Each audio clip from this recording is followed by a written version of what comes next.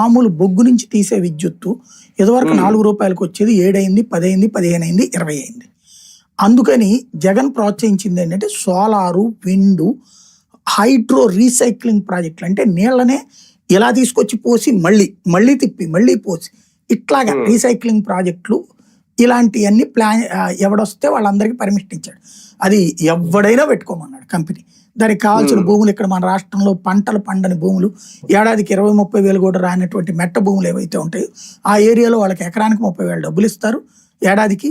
Plus 3 ఏళ్ళకు ఒకసారి expand చేస్తుంటారు 10% చొప్పున. అట్లాగా వాళ్ళకి బెనిఫిట్, ఆ ఏరియాకి బెనిఫిట్, రాష్ట్రానికి బెనిఫిట్ అని తీసుకొచ్చాడు.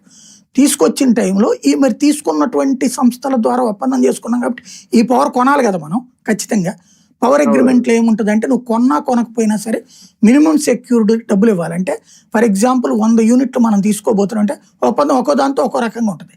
దాంట్లో వాడికి అయ్యే ఖర్చుకి ఎంత అయితే అవుతుందో ఆ ఖర్చుకు సరిపడిన విద్యుత్ నువ్వు కొనకపోయినా సరే బిల్లు కట్టాల్సింది. ఇది రూలు. ఇది చంద్రబాబుకైనా రూల్ అదే, జగన్కైనా అదే రూలు.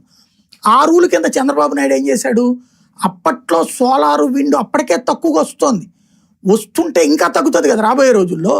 నెక్స్ట్ తగ్గుతుందని కాకుండా దాన్ని ఏం చేశాడు, ఎక్కువ రేటుకి కొనటానికి ఒప్పందం చేసుకున్నాడు రాబోయే 30 ఏళ్ళకి.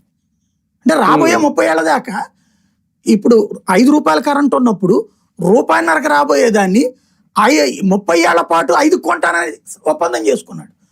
దాన్ని జగన్ అడ్డుకున్నాడు. వాళ్ళ దగ్గర నుంచి కరెంట్ తీసుకోవాలా, సదరు సంస్థలు మూతపడే పరిస్థితి. వాళ్ళు కోర్టులకు వెళ్ళారు.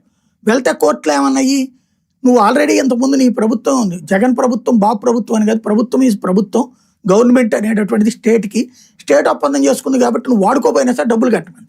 దాంతో